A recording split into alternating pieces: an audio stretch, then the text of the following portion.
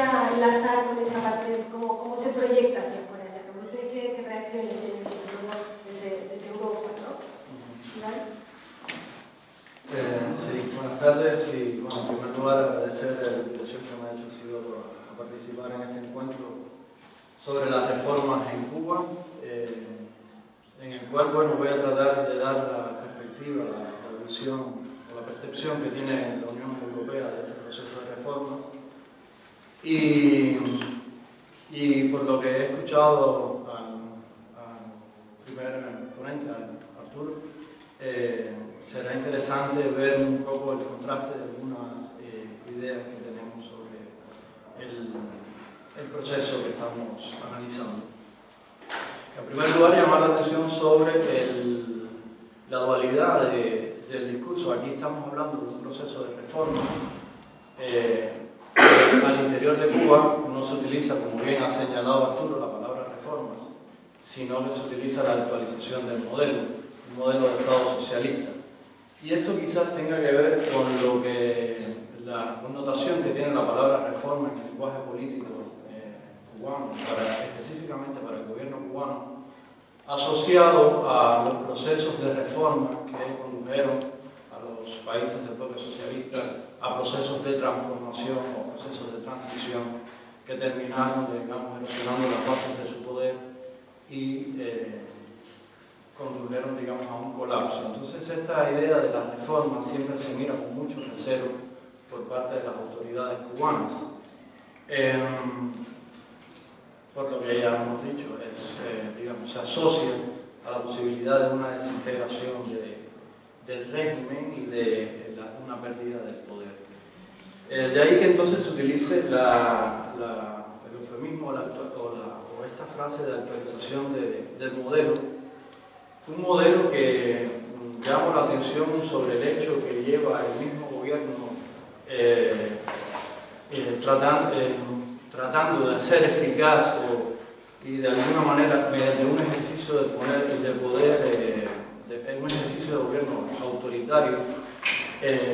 imponiéndolo a los ciudadanos cubanos durante más de medio siglo, que se dice pronto, pero en el tiempo en que nos toca de vida es bastante. De una manera en la cual ha monopolizado el poder y ha hecho pues una simbiosis o una identificación muy eficaz entre lo que es el gobierno con las estructuras del Estado, con el Estado mismo, con la nación cubana y con la voluntad popular y bueno, todo el entramado de entidades políticas que terminan siendo de alguna manera una sola.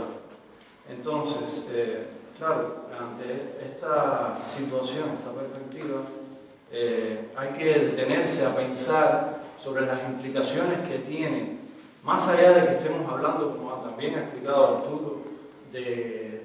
transiciones de un régimen totalitario a uno post-totalitario, en el que luego seguramente podremos debatir.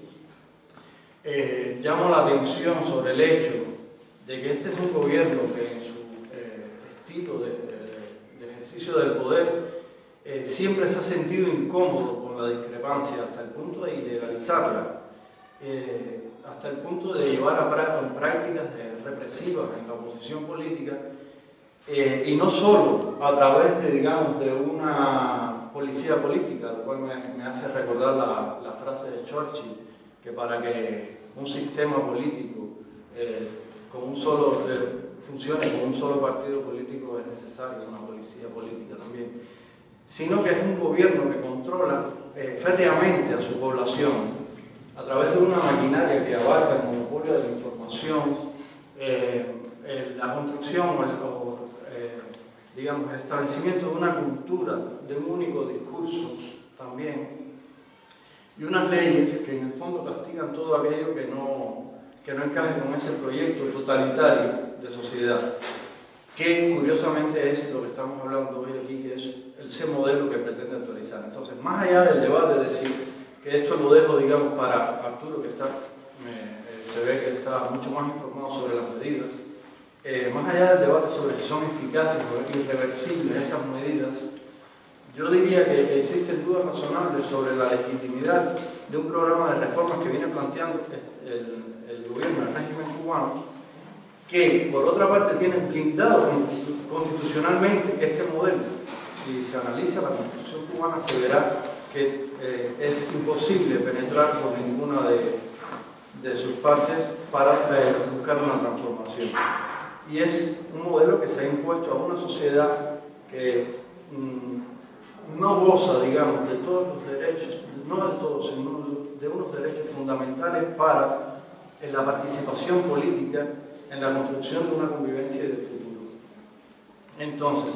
son derechos que constantemente se le vienen reclamando desde la comunidad internacional y las organizaciones internacionales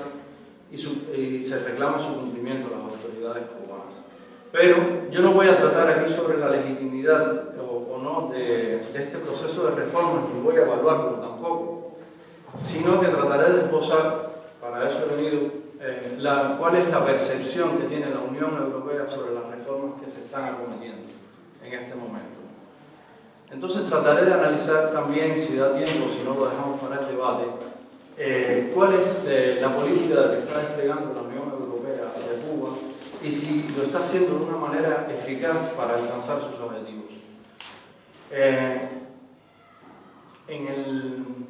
Entrando ya en la cuestión, en el tema de la percepción que tiene la Unión Europea sobre este proceso de reformas o de actualización del modelo, diré que la Unión Europea, como siempre ha hecho, ha reafirmado su compromiso político, su compromiso constructivo en las relaciones con Cuba y ha demostrado tener una voluntad política de acompañar este proceso mediante un diálogo respetuoso, sin injerencias, respetuoso con la soberanía, pero al mismo tiempo dejando claro cuál es su posición frente al tema de los derechos humanos, la situación de los derechos humanos en Cuba. Para quien quiera ver cuál es el lenguaje diplomático de Bruselas en estos momentos,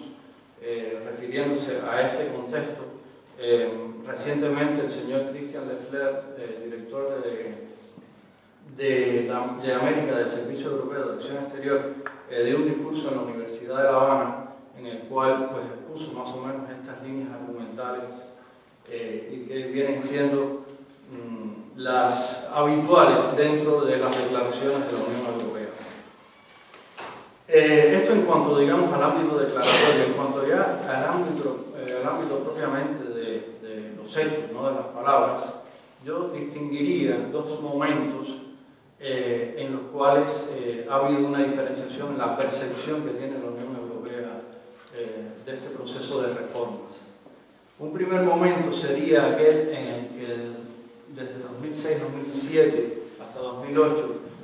ocurre el traspaso de poder de Fidel Castro a Raúl Castro y eso genera unas expectativas muy altas